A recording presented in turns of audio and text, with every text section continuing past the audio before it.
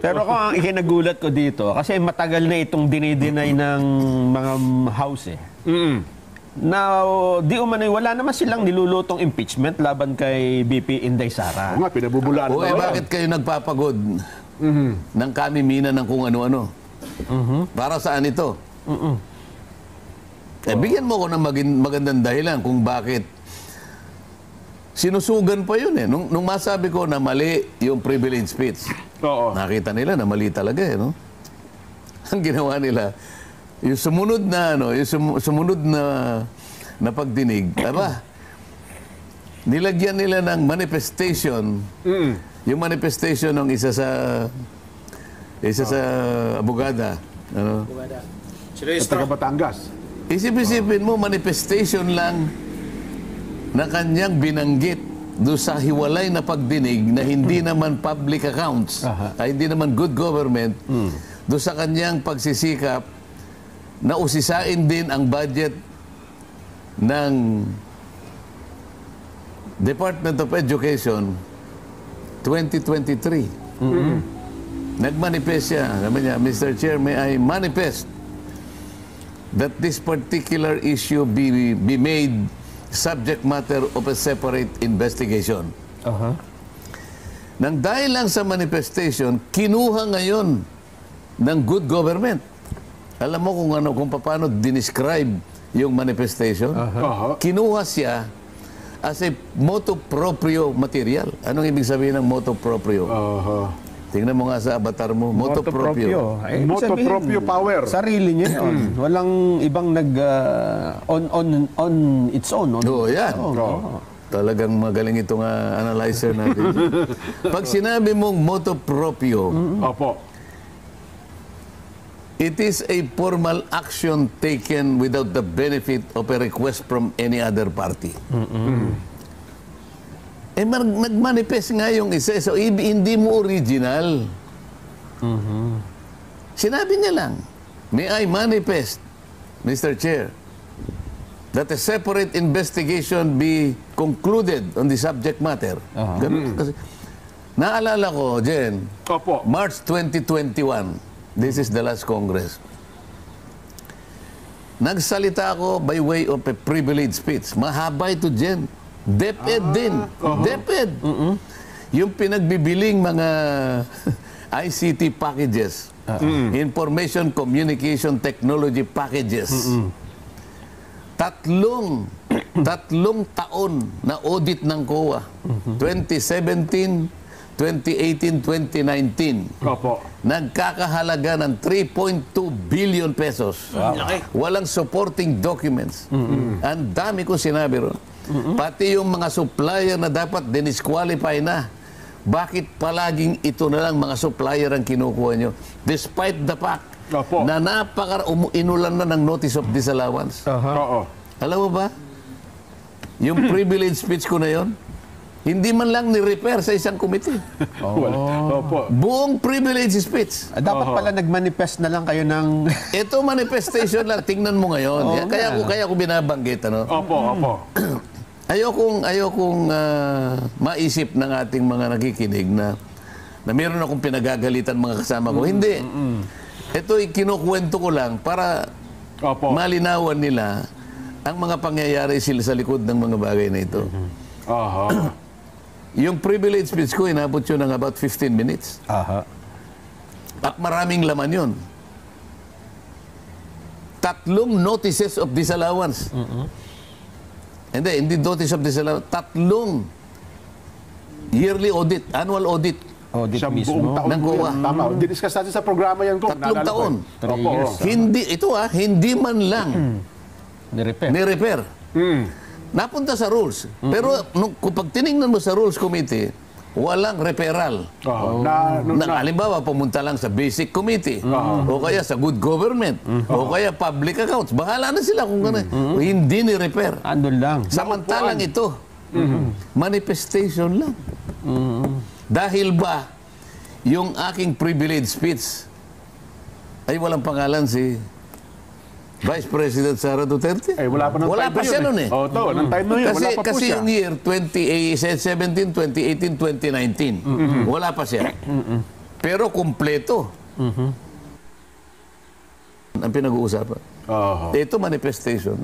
Kaya lang binanggit on the same subject matter kanya. Ang kanilang iniimbestiga DepEd 2023, nandun ang pangalan ng ating Vice President. Ayun. Kayo na ang magano, kayo na ang humusga. Teka lang ko, curious lang ako. Halimbawang... Tinitingnan ko nga kung member ako ng basic education, baka tinanggal na rin ako doon eh. Ganun ba? Para halimbawa, pag na-repair doon, wala na naman ako doon. Si Kong Roman Romulo ho ang chairman doon, di ba? Baka hindi na ba siguro? Hindi, palagay ko hindi naman. Ang sinasabi ko lang, kung nandun ako, Wala naman. baka kasama na ako Baka natanggal natanggal din kayo doon. Naalala mo ba, sabi ko, ako bilang isa, ayoko yung People's Initiative. Mas maganda pa ako yung Constituent Assembly. Yung pinag-uusapan nating matagal dito. Yung CONAS dapat. So, tinanggal ako sa Constituent Amendments. Iniipon-ipon nila ngayon at pinagsabay-sabay bago kami mag-break, kaya naipon. Isang araw bago ang recess nyo, talagang natapat na pagkakatanggal sa mga komite na yun, Kong. Ayun. Hindi, naalala ko lang, curious lang ako, Kong. Halimbawa ba, na kapag ang pondo, ito Kong, halimbawa naman, kapag ang pondo ba ng pangalawang Pangulo, ay napagtibay ng Kamara de Representante, kung magkano hinihingi, regardless, kung magkano man po yun, ang ibig bang sabihin nun ay napapawalang sala na siya kung meron man siyang accountability doon sa nakalipas na taon nung kanyang panunungkulan? Naglatag lang siya. Nilatag niya lang, ito po yung proposal ko. So hindi naman maapektuhan pala kung meron man siyang pananagutan, kung halimbawa man. Yung accountability kasi na pinapaliwanag ko, ay patungkol na doon sa pagkagasta ng budget na inilatag niya. Ang pinag-uusapan dito, budget briefing. Kung ano inilatag niya, igalang mo na lang because ito yung tradisyon. Kasi kung sablay lahat naman ang kanyang paggasta, hahabulin ka rin ng COA dahil yun ang accountability. Tapos na kasi yun eh. Kaya ako nalulungkot na may konting pagkainis. Mga abogado ito ba't hindi nila maintindihan? Yun na nga po. Baka kung panahon na lumipat na kayo ng bahay. Ang ibig ko sabihin, mula sa lower house, baka mas maganda dun sa upper, mas mataas. At least konti lang ang personalidad siguro dun, Kong. Baka ibang pananaw nila. Baka makilala nila, tama ako. Ni-restore nila halimbawa. Wala tayong problema ron. At least, nakilala nila na tama pala yung sinasabi ko. So, binalik nila halimbawa. Pero mukhang malabo pa sana yan.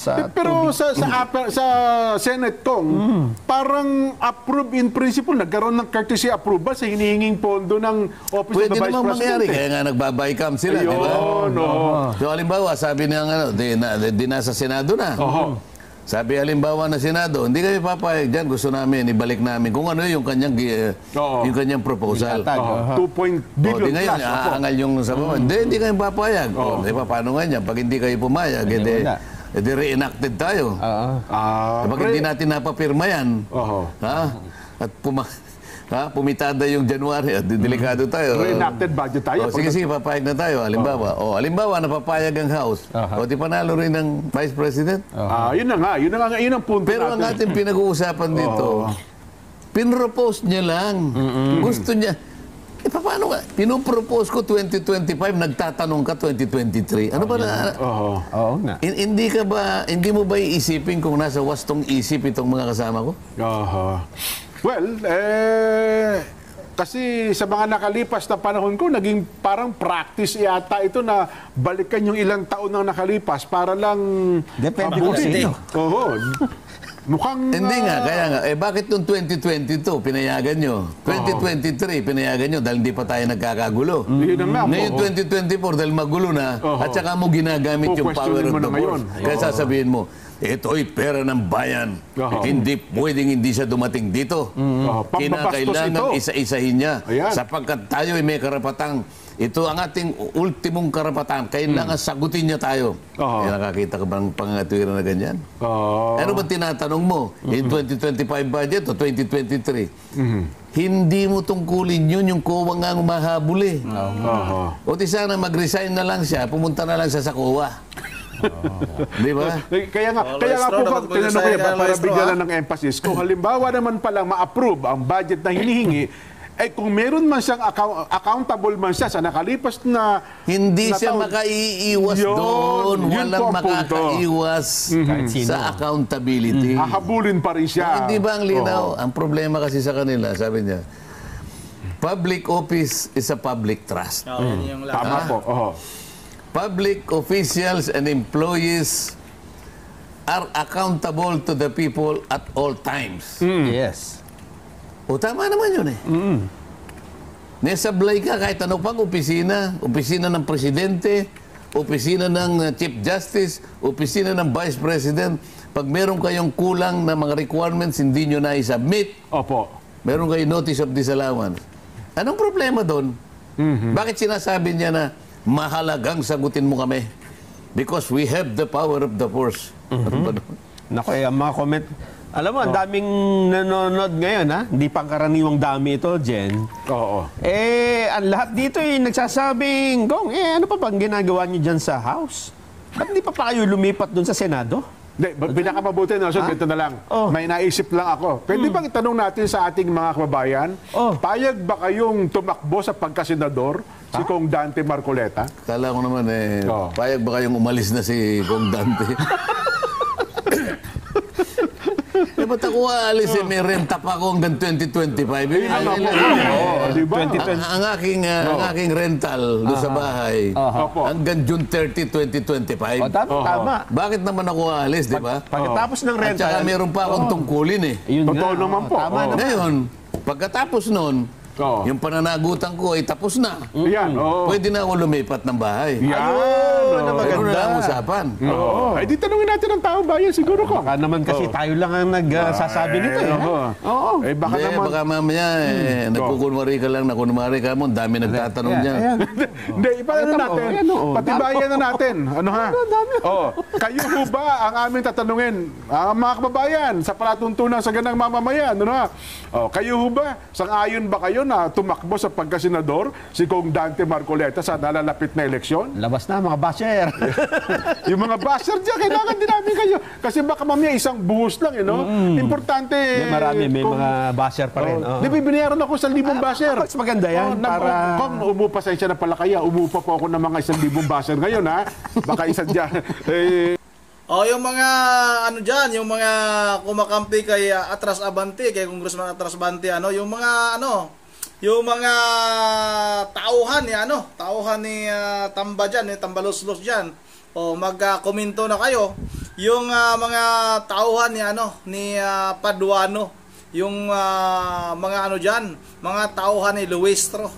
Magkomento na kayo, mga buzzers dyan.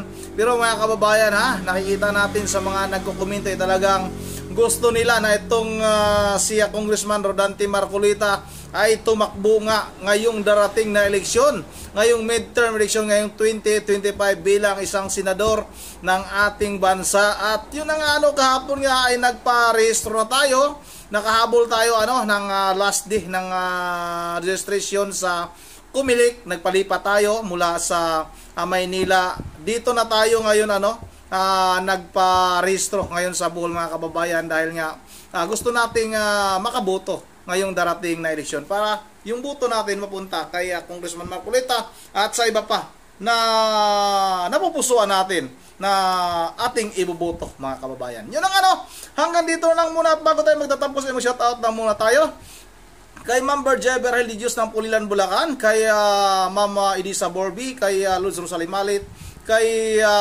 Ma'am Joyce ng Japan, shout out sa iyo dyan. At hanggang dito na lang muna, once again, this is Ronde TV mo. Ingat niyo lahat. God bless bawat isa sa atin.